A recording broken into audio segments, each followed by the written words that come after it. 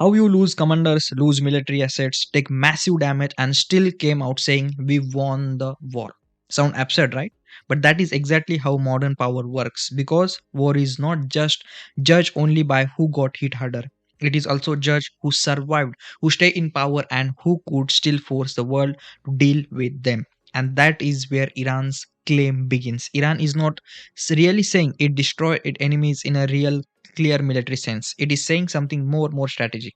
It is saying you hit us hard, but you did not break us. You did not remove the regime. You did not force surrender. You did not erase our bargaining power.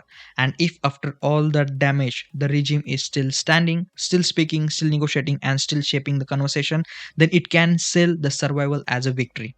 That is the real game here. For Iran's ruler, the biggest objective was not to win a perfect battlefield war. It was to avoid collapse. It was to make sure the state machinery stayed intact. It was to stop military pain from being political destruction. And that difference is everything because in a system like Iran's, image matters as much as firepower.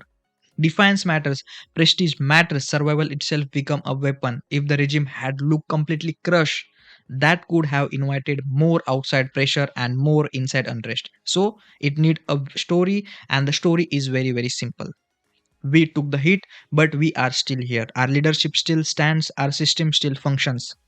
The world still has to talk to us. That is the message being sold to domestic audience, to state loyalists and political establishment, and to the ordinary people who might otherwise start asking the dangerous question: if we suffered so much, what exactly did we gain?